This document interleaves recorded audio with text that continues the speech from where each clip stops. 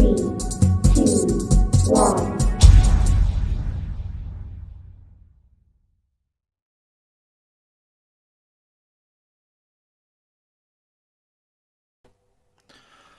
Okay, there we have it. Adam Tickell has refused to join us to slay the neoliberal beast or the neoliberal free speech. He's just not agreed to join us. So that's fine. We know that he's a great defender of certain people's free speech, but not everyone's. Including, for example, the students at Sussex University may or may not have the right to free speech for much longer. But Adam Tickell apparently waives his right to join us. So we will have to make do with Carl. Bring you on now. Hello, Carl. Hi, how are you, Eric? I'm doing well. It's often how I'm introduced. People having to make do with my presence. So. No, we are honored, in fact, by your presence, as ever. And we may be joined as well by on the first episode during technical difficulties. My daughter Cecilia joined us, and she might be joining us as well. She's just napping over there in the other side of the room. So we'll see if she wants to say hi. To Carl, and also we are joined by another very special guest who we are also honored to have with us, Dr. Naomi Waltham-Smith. Hello. Hi, pleasure to be here with you, even without the VC of Sussex University. Yes, well, it would have been a very interesting event if he had turned up, but there we have it. He's opted out. He did speak to the BBC immediately to villainize or sort of criticize the students for protesting, which led to some conflict. But he didn't want to comment any further, apparently. But we will have quite a good time, I think, discussing. We normally do a 2 weeks roundup of the news, and normally, there's a few things to choose from. But in this instance, I feel like, if you can imagine, actually the main topic we'll be discussing, which I think a lot of folks will guess, involves Kathleen Stock and Sussex, which is why we invited Professor Tickell, which I won't say anything further about that, but we normally go through about 2 weeks of free speech news, but there's actually been quite a lot. So we'll get started with that, and then that will bring us into the wider discussion. And then Naomi is here to help us. I've heard that this analysis is forensic. Is that right? You have a kind of been kind of in a detailed way tracking the development of the HE free speech bill, which I'm sure everyone involved will be very interested to hear more about. So, but we'll start with the 2 weeks worth of news in free speech. So we'll start there.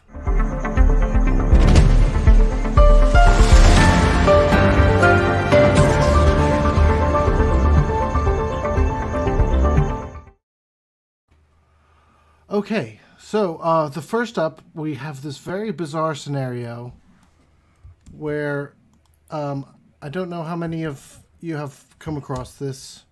Carl, have you seen this? That I'll pull up my screen here. So the Home Office actually canceled a Black History Month talk by Priya Gopal, who we had on the program a few weeks ago. And she was accused for having racist views and therefore was no platform. So what do we think about this? Is the Home Office entitled to do that, or what's going on? I think it's a purposeful misunderstanding of a situation. I can't remember which football game it was, but there was a banner flown over the stadium saying "White Lives Matter," in obviously an obvious kind of attack on the Black Lives Matter movement. Yes. And in response to that, she tweeted, "White lives don't matter," as a way to kind of highlight how ridiculous that statement was. So they've chosen to kind of cherry pick that completely out of context and ban her accordingly, which is very typical, but also just a bizarre way to look at reality. But yeah, and actually, I think that she ended up having she kind of brought suit against newspapers and things that didn't include the full quote, which was "White lives don't matter as white lives." So it's actually that final bit is also really significant, and you know, it's not that their lives don't matter; it's just that they don't matter as white. Like the category of white doesn't make them matter. Yeah, exactly. So yeah, it's this continual kind of what's the word when you pretend that you don't understand something? Yes, willful misunderstanding. Yeah. Feigned ignorance. Yeah. Yes, exactly. Thank you. So, and it's a shame to see it again, but unfortunately, it's not surprising. Well, and the thing I find a bit irritating is, from what I understand, this was like a Home Office kind of civil servants themselves organized a meeting that they invited her to, and I think Priti Patel herself said, you know, no, this person's banned, and these are all the people who would normally say freedom of speech is absolute, and yet here they are.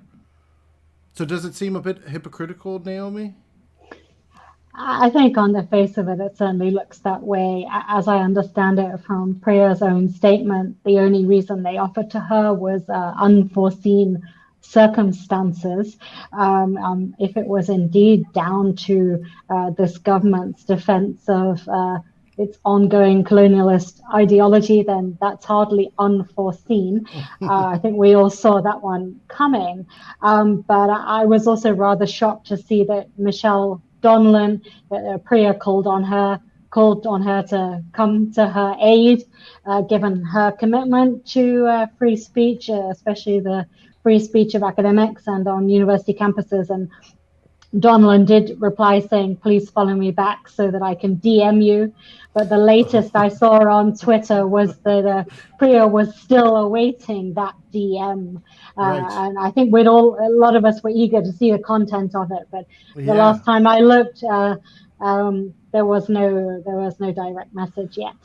Well, and I don't see why it would be difficult because the government does have this quite absolutist position, and yet very willing to make exceptions when they feel like it. And apparently this is another opportunity to make an exception to their principled stand for free speech, provided it has particular content.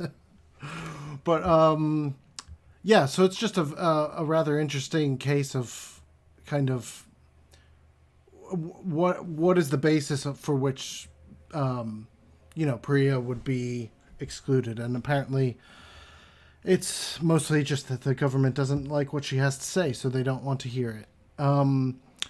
But that leads. Well, I don't want to spend too much longer. It was just a very interesting case of kind of another actual cancellation going on. I was going to chip in though and say that when Priya tweeted about this, there was at least one other person who came forward and said that this had happened to them as well, that the Home Office had cancelled another woman of color.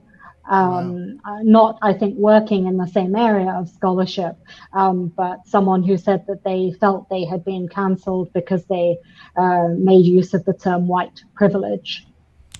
Which we all know is, you're not allowed to use that word. No, absolutely not. I am not using it here. If any government ministers are watching, I absolutely did not. You can still hire me to come and speak at the Home Office. It's a privileged term. So. Yes. Yeah. And what was I do find it interesting though that and even the Free Speech Union, Toby Young's group, he said he used this as an opportunity to basically tell Priya Gopal, see, we told you that there's a free speech crisis, and if you pay your dues, we'd consider helping you out, but because you're not a member, we have no interest. So that's an interesting observation of the Free Speech Union basically acknowledging that if you don't pay them, then they don't care about free speech. Like they don't want to protect it in general. It's just essentially like a legal insurance fund, I guess. Yeah, or a private members club. Yeah, more like. So that's that particular story. Now this is the next big one, which is Sussex. Now, really shortly after we met for our last program, these series of events have happened, and this is what I've done is I've laid them out in a timeline, and I'll explain why in the end. So if you don't mind bearing with me for a minute, I'll just, because there's some folks who seem to be aware of this case, but perhaps not necessarily aware of everything that's kind of happened along the way. So I'll just run through that very quickly. So this begins around 7th of October, so not very long ago. There's a group called the Anti-Turf Sussex, a group of students, announced that they were going to hold a protest on the 7th of October. And then Stock reports that if this, it's kind of a, what's the word? It's kind of cryptic, sort of something is going on. Thank you for your support for those who know what's going on. And is clearly rattled by what's happening. And this is what is going on on this date. You've got protest. This is a now famous picture of one of the protesters with blue smoke flare. Here's some other protesters down there in the background. And then there's this kind of letter saying that Stock is a trustee of the trans-exclusionary hate group LGBT Alliance, and that they're calling for her to lose her job. That's their position. And I can see if I can track down, there's another picture of the students here that you could see this is not like a huge event. This is a I don't know. Actually, I will ask, does this strike you as a strange? Looks to me a bit like a protest, no? Yeah, a small Carl, protest. you're sort of an expert in protests, aren't you? Yeah, it looks like a small protest, yeah. Okay. So just wanted to be clear that, maybe I was misreading that. But at the same time, on the train station, not on the campus, on the train station, there's these kind of posters that appear that say Kathleen Stock makes us feel unsafe. And there's questions about paying £9,000. So later, in a separate account, Stock describes that she gets off the train, sees these posters, and then goes home. So everything else that she reports is kind of secondhand. And what I'd like to point out over the course of this is that a lot of this is drawn from social media. So essentially all of the events that happen next are events that happen on social media or normal media, not necessarily in real life, I suppose. So first you see a report of there's, during the day, there's people saying that they're burning effigies of Stock. And that is actually referring to this event, that there were no actual effigies that were burnt.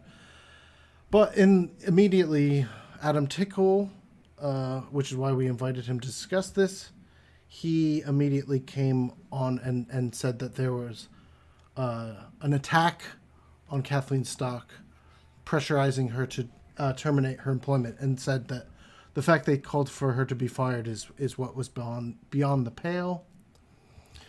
We then see, and I won't go through all of these, but we then see reports. Here's in the Times, The Guardian, Spiked, Daily Mail, all of these reports about this harassment campaign, and some of these are referring to Stock's claim that this was a violent or it intended her harm, and that's what made it harassment, and that it was that they were kind of harassing her at work.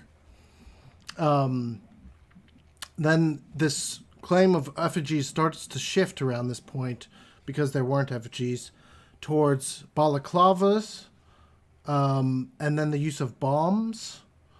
And this is a point that later Krista Peterson documented. Multiple reports of crimes being conducted were reported to the Sussex police based off of the one image off of social media. So people everywhere started to report this to the police as this kind of harassment, that something needed to be done. And there's I think here's I'll try and pull it up if I can. Yep. So Krista has all of these police responded to the initial complaint, which is fair enough, from Kathleen Stock, but then there's a kind of an archive of there's just multiple crimes being reported for the one initial crime. Again, we've got Daily Mail. At this point, the philosophy profession in the UK seems to have written a letter of solidarity with Kathleen Stock, saying that she should be free from harassment.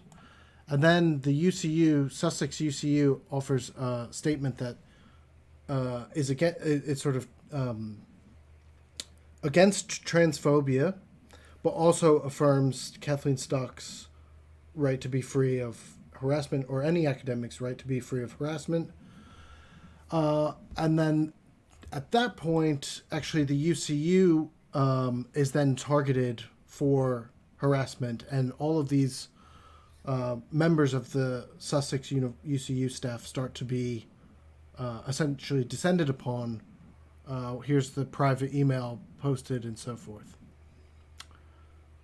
We then have Sex Matters is writing a letter to the Equality and Human Rights Commissioner, who does respond and says that this is outrageous. Matthew Goodman says that those who are silent about Stock's harassment are complicit. UCU then offers a statement, the national, defending the Sussex statement, and reminds and makes clear that they're opposed to harassment and bullying of staffs. But then that is presented as Stock saying this being the end of her career. Although it doesn't actually say that Stock is guilty of transphobia or anything of that sort. There's a letter published in the Times that is listed somewhere here on my timeline. I'll post the link of this afterwards. And I'd encourage everyone to add to this, but Amelia Jones, the Sussex trans officer who is a student, was on a BBC program discussing this, and the next day Stock claims that Jones has lied, and that the BBC has offered a correction of her lie. Now, in fact, what they offered was a right of reply that she presented and said that this was a mistaken understanding of her view, although that view was, in fact, that Stock signed a particular letter that called for the elimination of transgenderism, which was interpreted as the elimination of transgender people, whether that's how you interpret it or not. Stock did sign this letter, and the claim is that that's a transphobic position to take. So far, Stock has not denied signing the letter, and has not said that this letter is out of line. So the claim that the student has lied and now the BBC has corrected it is actually potentially an argument can be made that this is actually really quite problematic for a professor to do that on national television for a student, but that's what's been done. The next day, Stock voluntarily withdraws from her teaching for the semester, and Suzanne Moore in the Times reports that she's been hounded out of her job, which she still has her job. She's on sick leave, most likely because this is quite disturbing, what's happening. There's no suggestion that it's not, but she still has a job, and no one has actually called for her. No one has actually intervened to remove her from her job. In fact, the Vice-Chancellor of the university has defended her absolutely. Now, this is where it starts to get interesting in the context of what Naomi is much more of a well versed in. But the university, Michelle Donelan, then comes in and says that the intimidation of Kathleen Stock is an attack on democratic ideals, saying that the free speech bill will protect this. You then have 240 academics writing to the Equality and Human Rights Commission, and what they're doing is demanding a Rheindoff review for the entire university sector to stop the imposition of radical gender orthodoxy, meaning Stonewall, and to prevent discrimination against those who recognize that sex is a protected characteristic. So they're trying to push this legal protection of the view that sex and gender are in conflict with one another. They want to protect discrimination against people who have that view, not protect women who are already protected. Sorry that this is very tedious, but this is all happening within 1 week, and it actually does matter the extent to which this timeline of events is actually just reporting on the initial event, which, if you recall, is, these students, this is the only actual event that took place, which is still being reported as a kind of violent, intimidating event. They've now subsequently had another peaceful protest, which I'll try and pull up here, which has also been presented as though this is a kind of violent demonstration with military look and rifle motif. And again, Carl, I'll ask you to weigh in on what is different. And another person pointed out, look at all of their dark clothing and mask. And someone said, that's just what students look like. I don't know what you think. These are just students like wearing the clothes that students wear these days. But anyway, that happened over the weekend. And then just to bring us up to date, the most latest event I've seen is on Momsnet.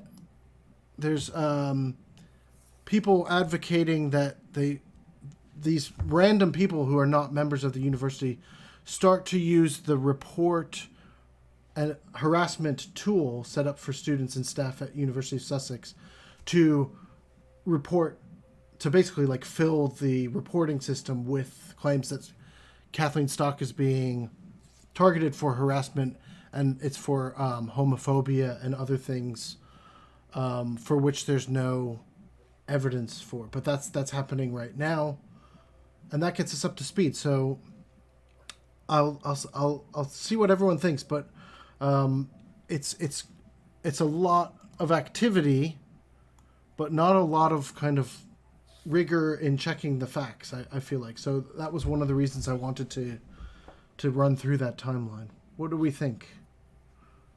Carl? I'd say just briefly first, I think it's really important that you get the link.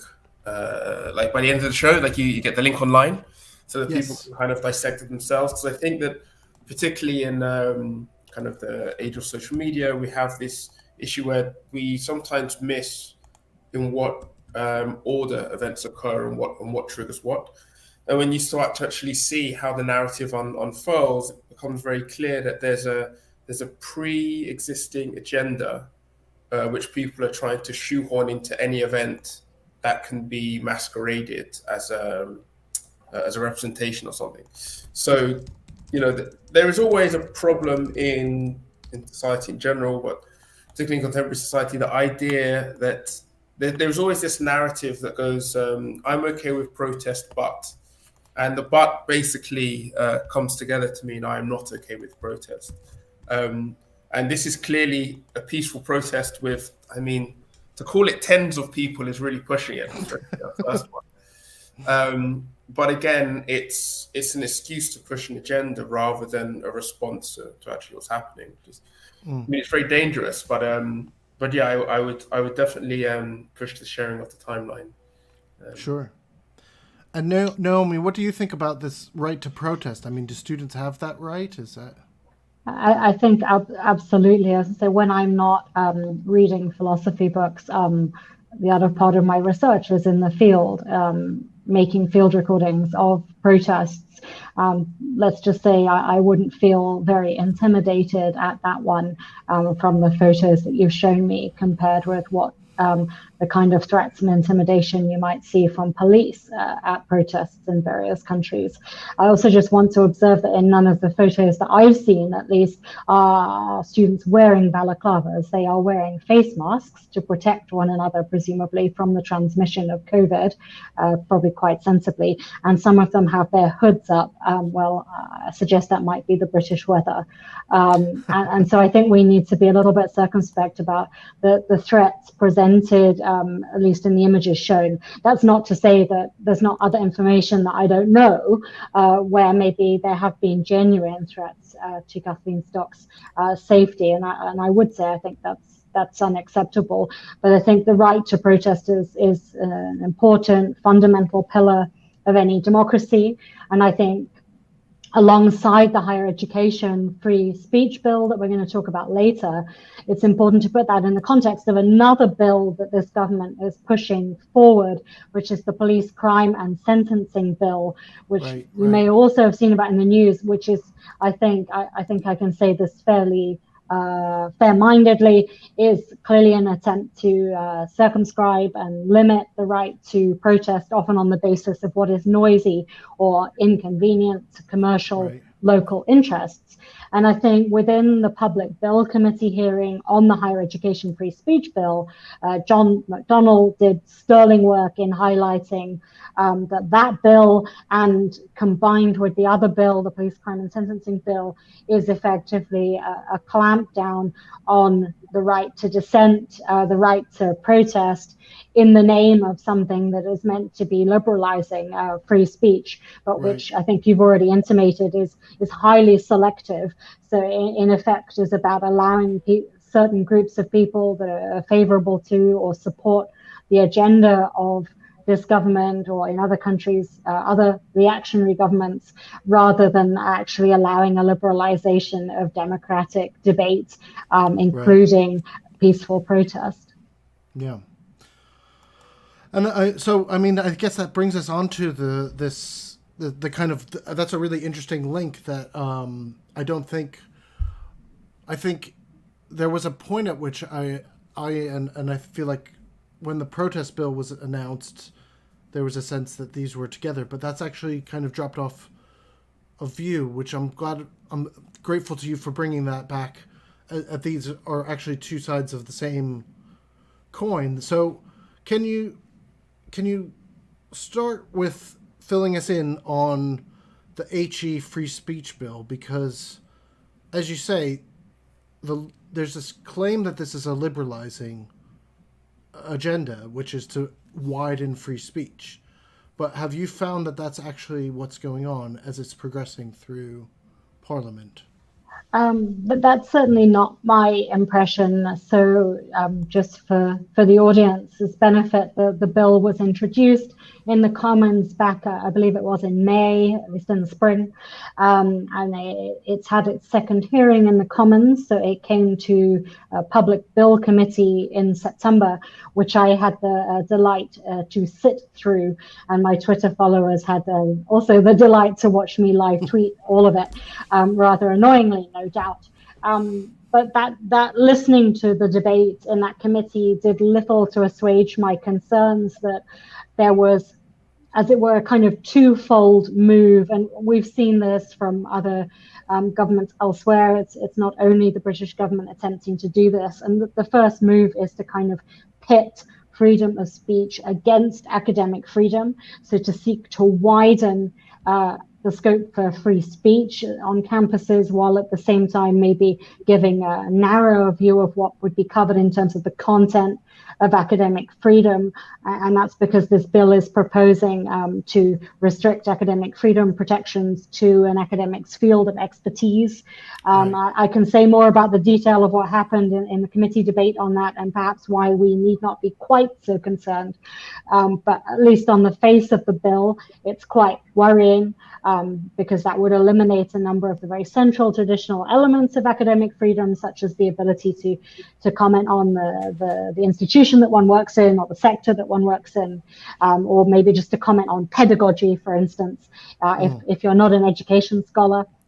And then the second move that I think we're seeing here is that the government is deliberately leaving on the face of the bill it very vague in terms of how to balance the duty to protect and promote free speech with other statutory duties principally under equalities legislation, but also under the prevent legislation. And they are proposing to leave this careful balancing act to the new so-called free speech czar, who will be a director of the Office for Students, the OFS. Right. But this is highly likely, I think almost certainly, given the size of the majority, to be a political appointee.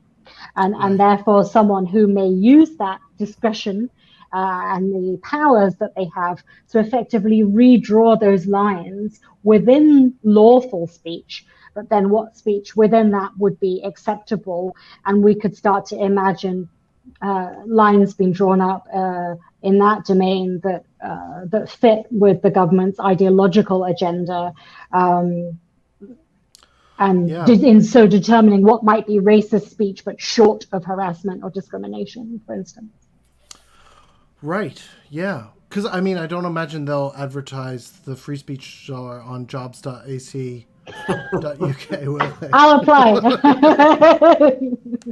It's because it's, and as you say, that's a really careful balance. I mean, any one of those issues would really probably require a full, court or some kind of tribunal.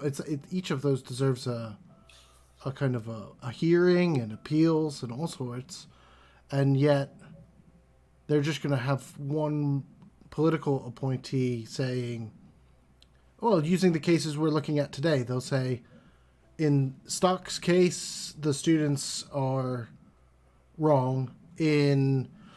We've talked in the past about the David Miller case. In his case, the students are right, and therefore,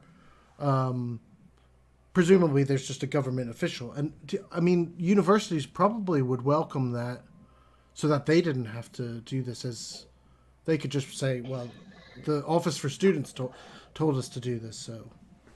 I think the difficulty, as most of the university's own submissions to the committee make clear, is that the bill actually creates multiple avenues for redress via the OIA, the OFS, or via the courts. It creates a statutory tort.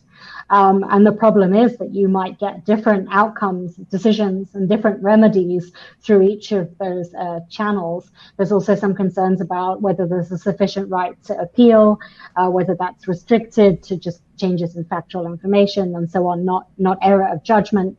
And there's a lot of concern about the legal qualification or lack of legal qualification that this appointee might have. A number of the lawyers giving submissions and commenting on this on Twitter, for instance, were proposing that really such sensitive and difficult balancing acts ought to be decided by the courts, because they are most qualified and understand the case law in these areas. We could, of course, argue about whether we want to give that kind of responsibility to the judiciary, but I think it's probably clear that it would be preferable to a political appointee, probably also preferable than giving it to university management, who would find that incredibly difficult, I think, as a task to police that without adequate guidance from those with legal expertise. And also, I mean, is it your sense that there is this crisis that warrants this type of intervention? Because the proposal, because they're proposing to essentially fine or make universities as institutions liable for infringements on free speech, particularly from, it seems like, student unions, but also, I suppose, other academics, or just this. But it makes the universities liable for protecting these academics, and so it's sort of making the institutions perform a kind of defense for various forms of political opinions that they might tolerate. For example, all of these folks are allowed to research and speak, and this claim of harassment is one thing, but that would require evidence, and it would require, if the claim is that these students are harassing Kathleen Stock, which has been widely reported in the media, because why wouldn't you trust it if the Vice-Chancellor comes and says, yes, these students are harassing her?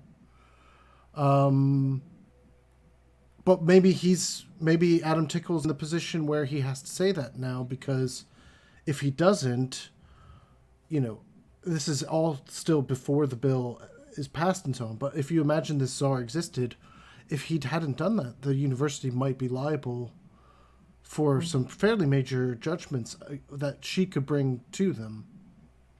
Yeah, I think universities are justly going to be quite anxious about the new bill, especially, I think, post-92 institutions, or institutions that are maybe more anxious about their financial situations, are going to feel under even greater pressure.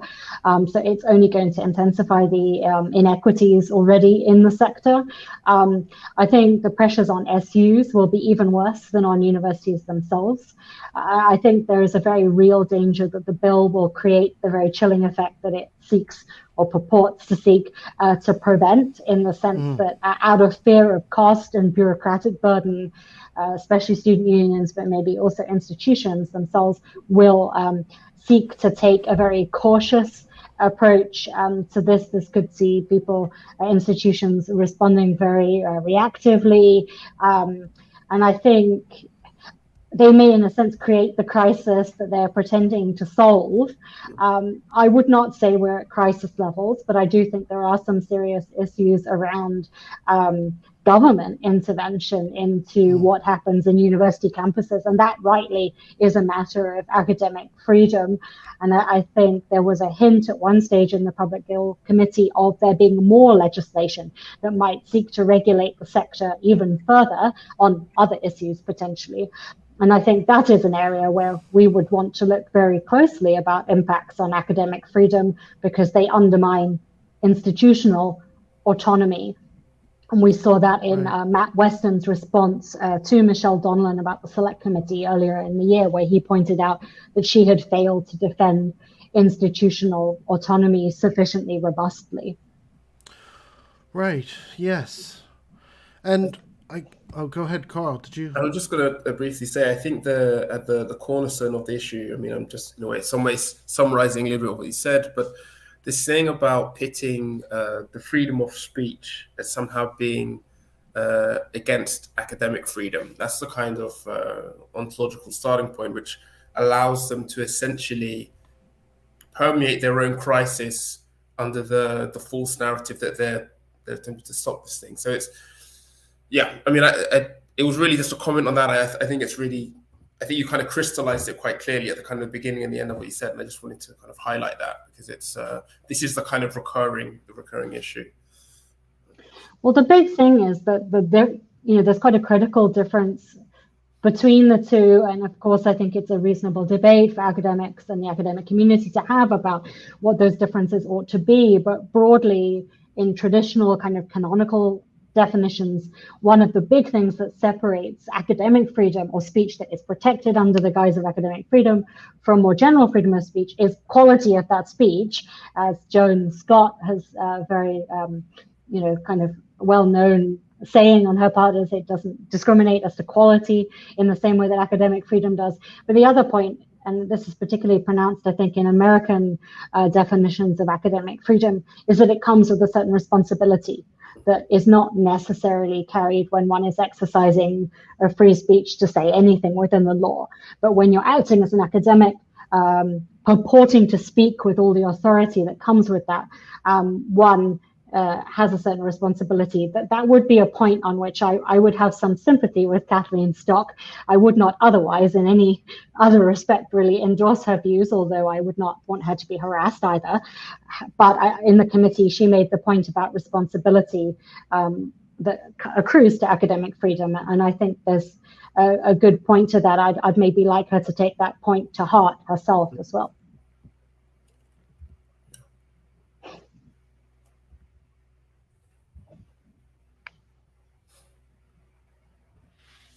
I think you're on mute, Eric.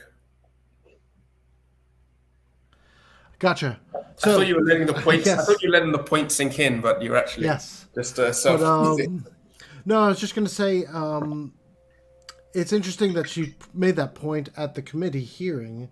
It's interesting that she's being asked to present at these hearings because, as with the media reporting, it's considered a fact that the gender critical movement is being censored by the institutions, which is an interesting assumption, because that actually does provide the warrant for the government to then intervene, is the claim that the universities are not doing enough to protect her speech. But as you say, this idea of the responsibility is very important. And I feel like it's also a question of kind of the academic profession as a profession that has professional standards, that it's like, yes, we do all have free speech, but everyone does. But in a university, there are certain expectations, like you would need to provide evidence or you would need to make an argument. And you don't just, for example, completely misrepresent your opponent's views and then sort of say that you've won the argument without actually engaging with them. And that's a claim that's regularly leveled against Kathleen Stock, who has said that she hasn't read a lot of the material. She thinks that it's all rubbish, and so therefore and so it's I do find it a bit inconceivable that someone claiming to engage in gender studies refuses to read Judith Butler and refuses to read contemporary feminist theory on, but she's free to do it. Trans scholarship as well, of course. Yeah, she's free to do it. And if people want to listen to her, then they're also free to do that. Now, there are also these protests that are around these events that she gives, and often she withdraws from the events. And I can see how that would be intimidating to want to give just a talk on, the difference between sex and gender from a gender critical point of view.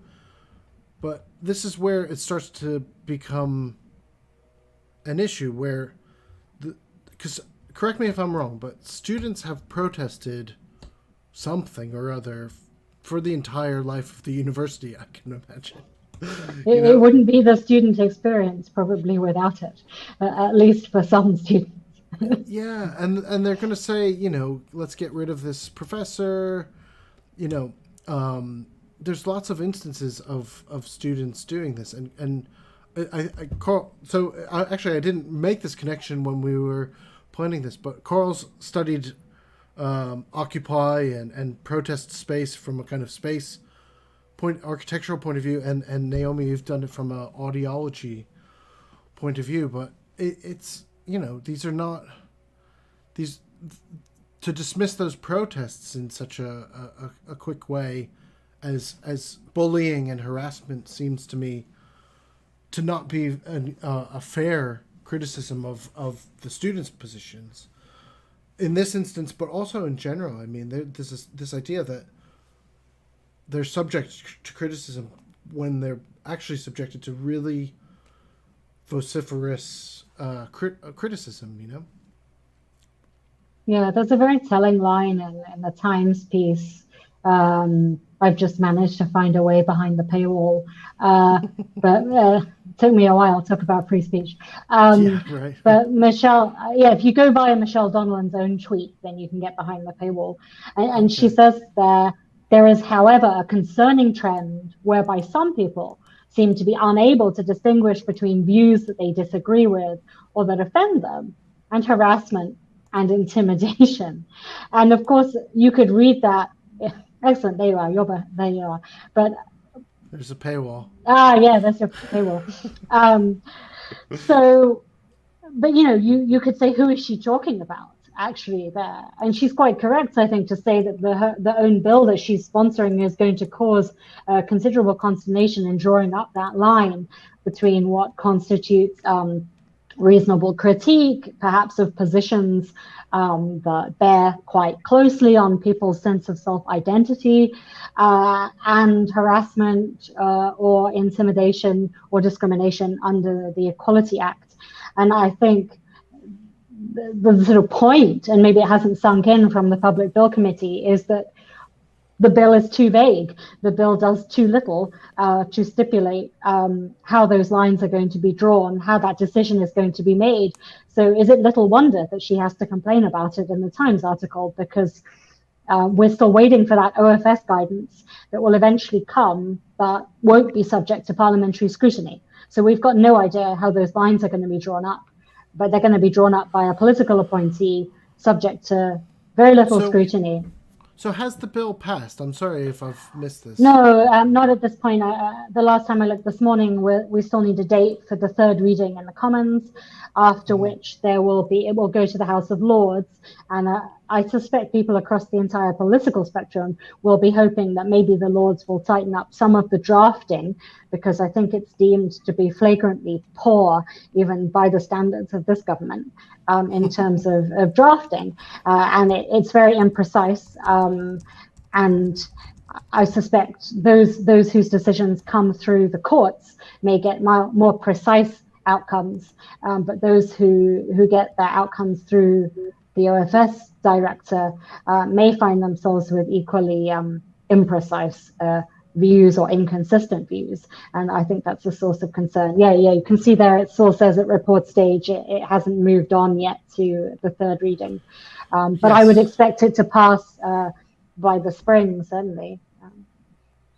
And I think, just to go back a little bit to what you're saying about the Times article, I mean, other than the content, which I obviously have problems with, but I think that just briefly, that there's a big problem with the title, I think, as Eric firstly illuminated, where it says that she's hounded out of a job.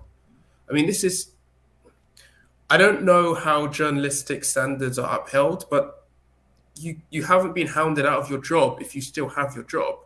Mm-hmm. Like that. It's just kind of, there's a difference between an event, which she is under kind of scrutiny and kind of she feels that she doesn't feel comfortable attending, and that's fine, that's her choice. But that's not the same as losing or somehow being hounded out of your job. And I think that lack of kind of journalistic integrity really concerns me. And then on another level, you kind of alluded there for a moment, Naomi, when you spoke. I've forgotten what it was. It was something else that was in the article that also didn't quite. No, it was you brought it up on the page a moment ago, Eric. Was it Michelle Donelan's? Perhaps. Can you just jump back yeah. Can you just open that back up again? It would trigger my memory. So this thing, that was it. This thing about like an attack on democratic ideals, and I might have said this previously, and I don't think it's, as anything, it's not kind of very clearly kind of black and white, but the freedom of speech is not the freedom to say whatever you want. Now, I always like the example that they no longer use in American law, where you don't have the right to go into a crowded theater and scream fire when there's not a fire. Right. And if you kind of extrapolate from that as a kind of, very overly simplistic example, it is not the right to say exactly whatever you want, whenever you want to say it.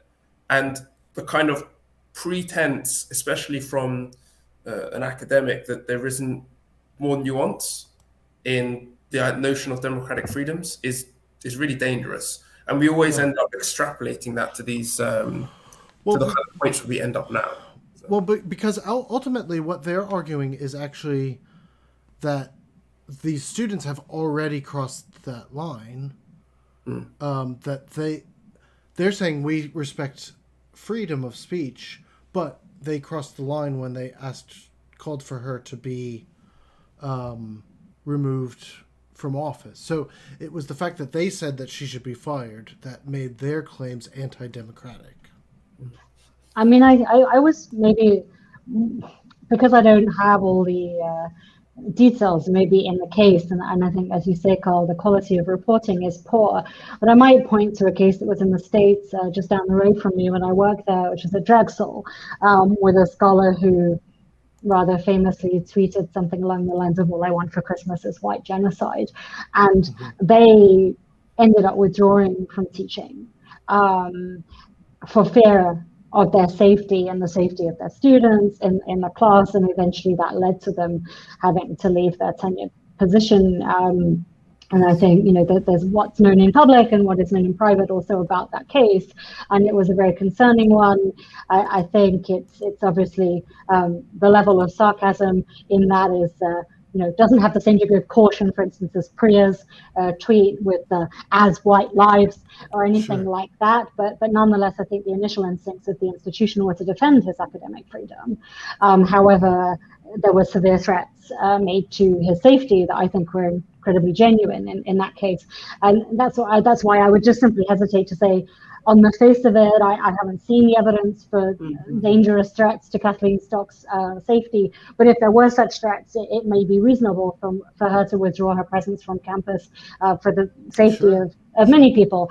And I certainly wouldn't wish that on her. But I think it's not undemocratic to make a demand that someone be fired. It's a fairly crude demand. I might, in my somewhat older years, say that the students could have a slightly better tactical demand than that one. However, I think we have to recognize one of the things that doesn't get recognized in these debates, I think very well, about extramural speech, is that it tends to be, or speech that is of an activist kind, it tends to be much more black and white, a bit more sloganistic.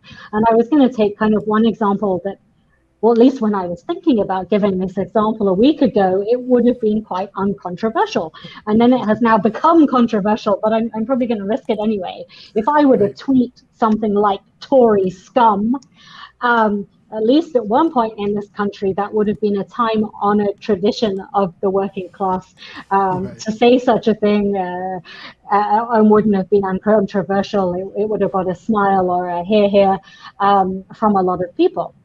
Yeah. It's obviously now become a little bit more, it's been drawn into debates quite reasonably about the safety of politicians. But I think my question here would be, okay, so I may say something like that in an activist space or a public forum such as social media, where I want to be bold, a little bit provocative. But what would really matter is what my behavior and conduct is like in a classroom, or when I engage with students in other ways on campus. If I were constantly, for instance, to ridicule a Tory supporting student in my class, make fun of them for it, intimate perhaps that I would give them a lower grade because they were a Tory supporter, then that becomes, I think, problematic. Yeah. But I don't think that academics should be penalized for maybe using a certain genre of speech in another forum that is appropriate to that forum, so long as it's lawful and not inciting hatred or harassing someone. It may well be that I say, fuck Boris, in another context. But if I were to maybe use that epithet or use that phrase in a way to target right-leaning students in my class, that might be somewhat different. And I think that nuance doesn't seem to be also recognized in this discussion over Sussex very well. Well, doesn't it have to do with the context? I mean, and I suppose this goes to, is it Derrida that you've done a lot of work? Because I mean, I feel like he's not allowed. There's no text without context, like. Well, yeah, that's not maybe I that's maybe not a good translation of exactly what he says in a sense, but I don't think I'll bore your audience with what he just says, because Derrida's been cancelled already. So that's fine. Along with Foucault and a whole bunch of other French people I have back there. Sure. But yeah, I think we have to be a little bit careful to say sometimes the demands around, like on the more progressive side, can also become quite rigid, to sort of let's purify our spaces of anything that might be problematic in some way. And by and large, I'm very supportive of many of these calls. I think students, especially when faced with a professor with a lot of authority, we need to recognize those power differentials and the impacts that it has. But I also think it's perhaps an impossible, an unrealistic demand to imagine we can purify academic discourse of all rhetoric, of all sophistry, of all manipulation, of all dogmatic or demagogic claims. Those things we might object to, but they are likely to arise, especially in extramural contexts. And I think it's not legitimate to, or the claim to sort of purify everything is also a dogmatic one that we should be wary of. And that makes me think, it makes me think about what the consequences might be for folks who, for example, feel like they just want to leave. They're like, oh, the transgender critical debate is so toxic, I just don't want anything to do with it. And they just, but there's significant stakes for, let's say, someone who was an environmentalist and wanted to support XR protests. You know, these links that you've laid out between the protest bill and the HE free speech, you know, what does that mean for a biologist who wants to say, you know, fuck Boris or whatever because he's destroying the environment? Are they going to be held up for targeted harassment of the Prime Minister?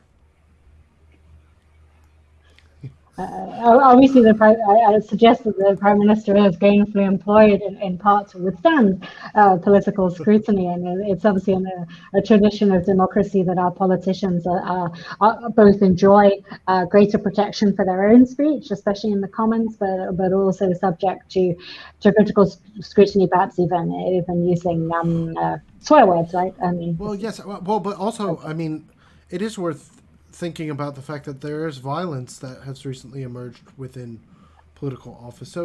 So I don't mean to completely undermine the fact that these can be frightening events and frightening times, and social media seems to add this kind of transparency to people's emotions in a kind of way.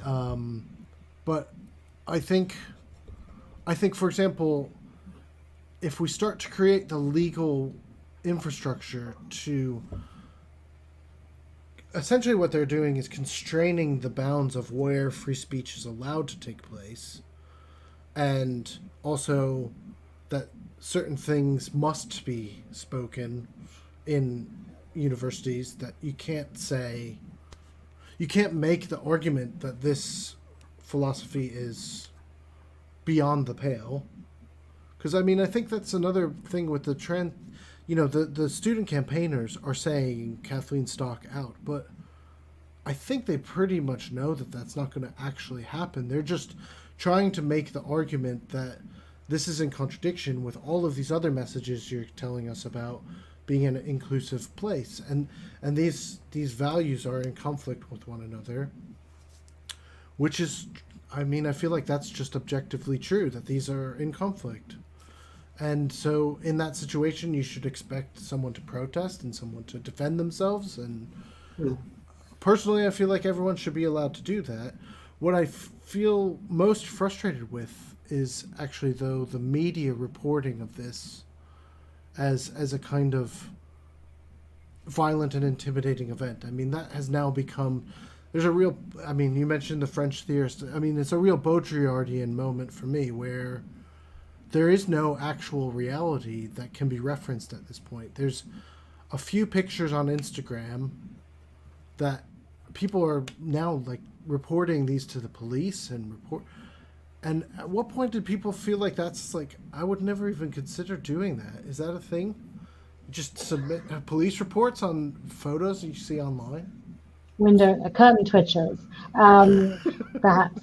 I mean, I think the thing is, yeah, I mean, perhaps there have been some incidents and they're so serious that they actually haven't surfaced for us to see. But yeah, I think on the whole, there's an interesting move here. First of all, students were, and young people in general, especially students, were snowflakes, unable to withstand tough criticism or intellectual challenge, and now apparently they're incredibly dangerous. And you know, I think it's very clear that this figure of the irrationally dangerous, but also sort of vulnerable and oversensitive, is a figure of the colonized, of the black and brown colonized or indigenous person whose voice should be excluded from the rational logos, the city of philosophy.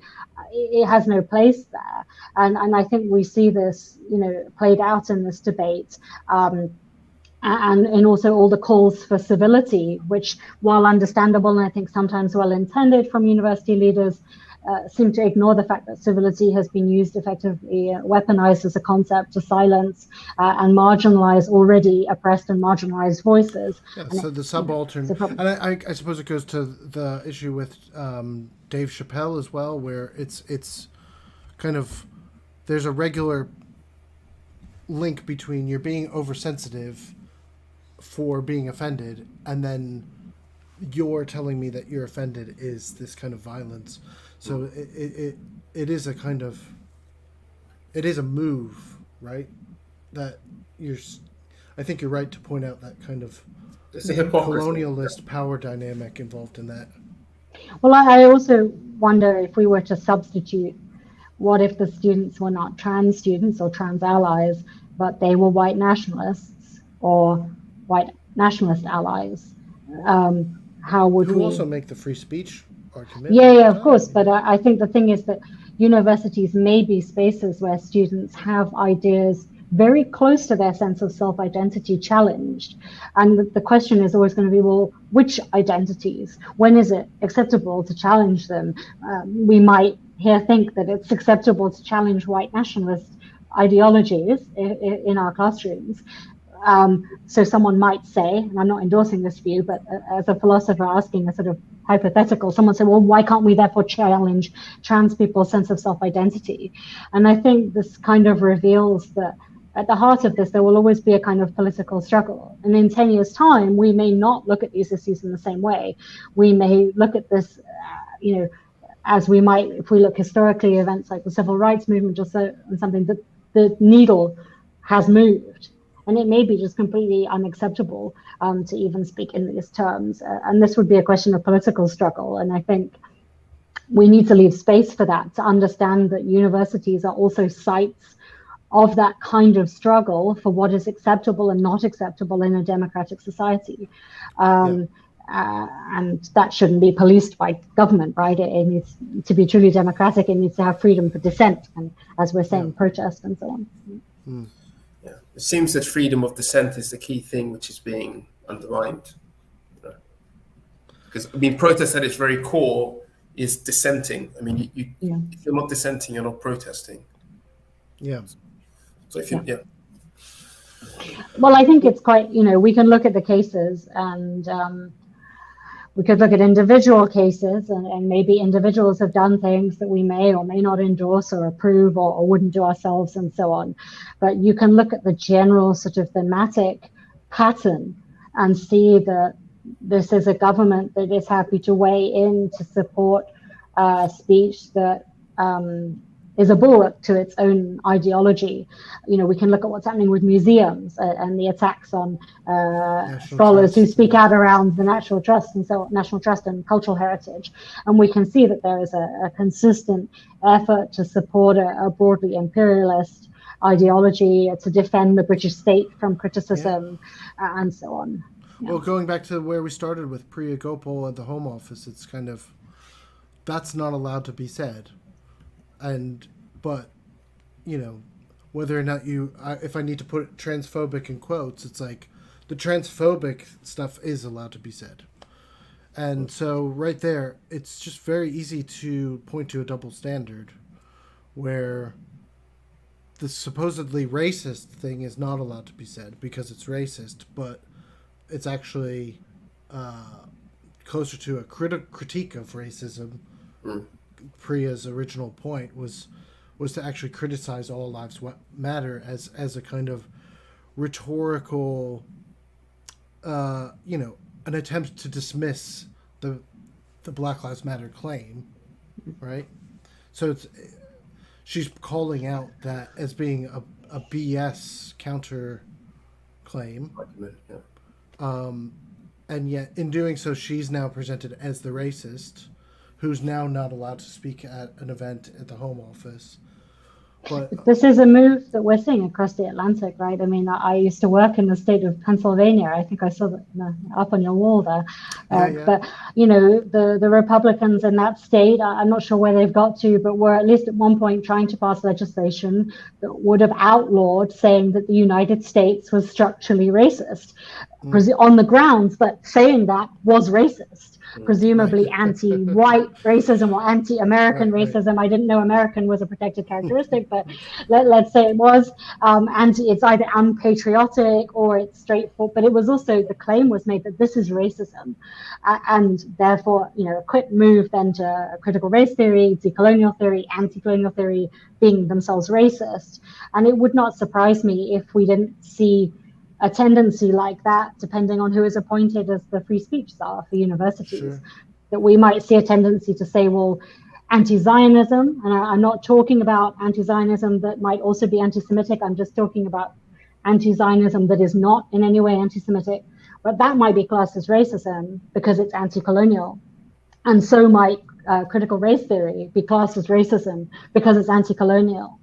But on the other hand, anti-Black and anti-Brown racism might straightforwardly be acceptable under a liberalized free speech. Now, I paint a very dark picture. You can't tell Charles Miller. And the thing I find really frustrating, and I know that we probably have to start to think of wrapping up because I'm sure we have work to do, but the thing that really gets me and is the way that the claim is made that we need to preserve free speech for the marketplace of ideas or whatever, diversity of opinion, and yet this idea that the students can't say we want this person fired, or the students can't say we think that this is a racist policy, or whatever the case may be, like that we want to tolerate free speech but not these kind of, even if you felt like that was,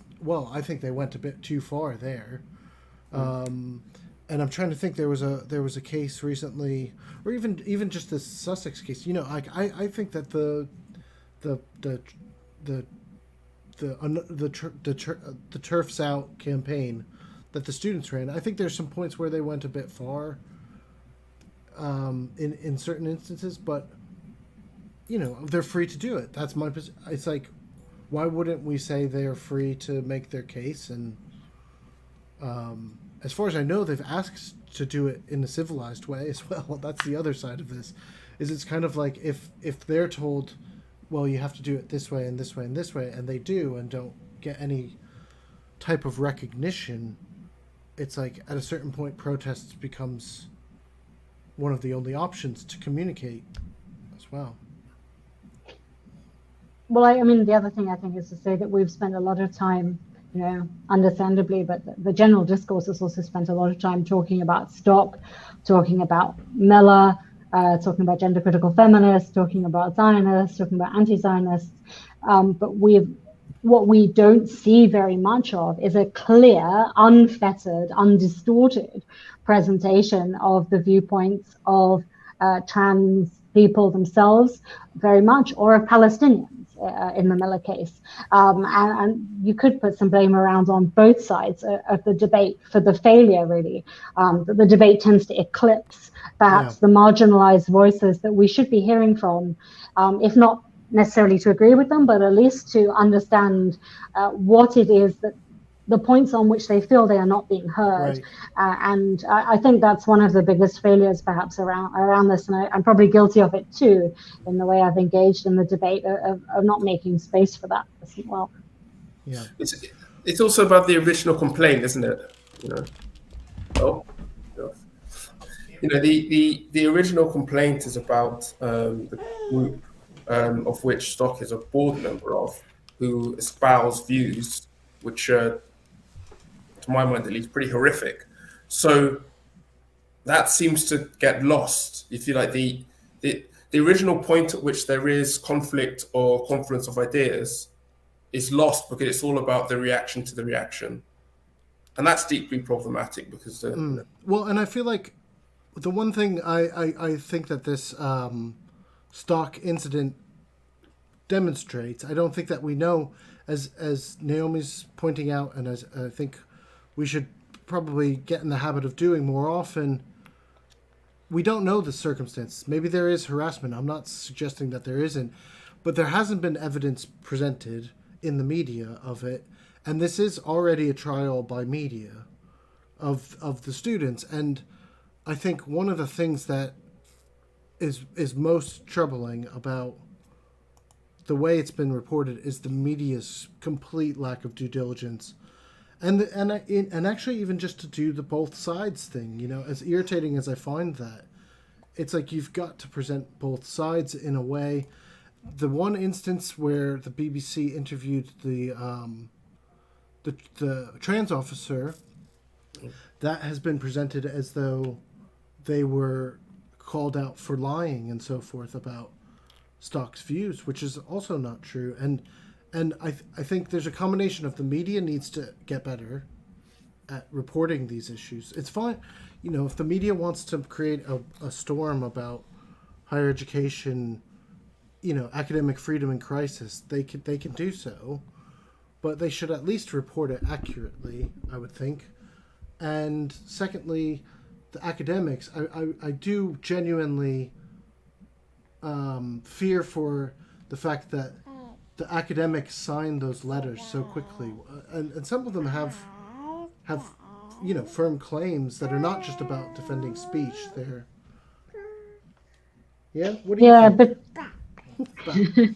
I was going to say, it did worry me. I saw one letter going around. I think it was perhaps the one you were referring to as philosophers, as the profession. I will say, as a partial member of that profession, I did not sign the letter. But what troubles me, while I might be able to agree with some of these sentences, if you kind of scroll down, there's one. This third paragraph that begins, Professor Stock is engaged. This is, I think, such a straw man version of the argument that Stock's critics are making. There you can probably find on Twitter some people saying that, but I think, if we look at actual trans philosophers, people working in that area, feminist philosophers who are trans allies or are in some way, these people are not making this argument. I'm not sure who, if we're going to talk about academic freedom, then she also needs to pick a kind of, or the people defending her need to pick a kind of fair opponent, which is another qualified philosopher arguing in a robust academic way.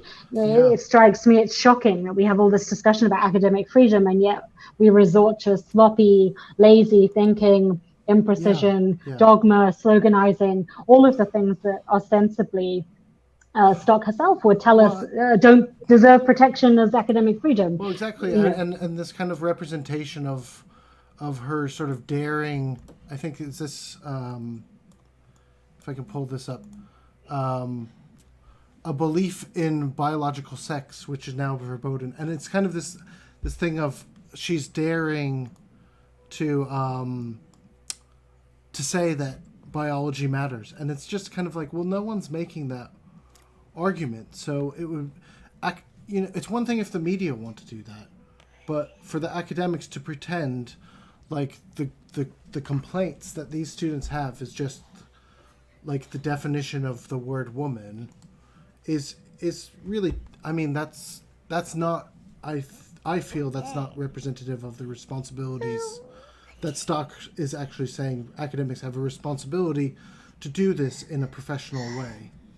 Well, I think there's a responsibility to take those trans voices seriously as well. Stock has frequently asked other people not to crudely misrepresent her own views, and I think that's a fair request within an academic forum, especially, but even within the media. Also, I think to at least try and give a fair summary, even if it has to be brief. And I think we need to treat her critics in the same way. And I would just say, like, I have not personally signed petitions where I'm uncomfortable with crude wording that I think is a distortion.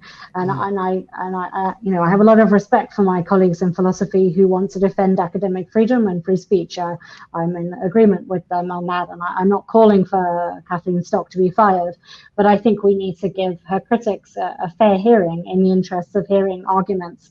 In the interest of viewpoint diversity, if I borrow that phrase. That's what we should be doing. Well, that's a wonderful note. I think we can all agree with that. And very grateful to you, Naomi, for joining us on Free Speech Live. Carl, thank you as ever. Always an honor. Always a pleasure to see you, Carl. And I'm sure that this conversation will keep going. But thank you very much for joining us, and thank you for all of the wonderful insights into academic freedom. Thanks for having me. Thank you. Sure, we'll see you soon. Bye. What kind of a world is it?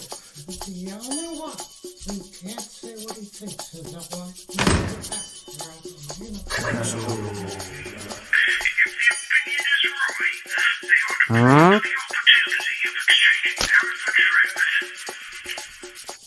Free speech.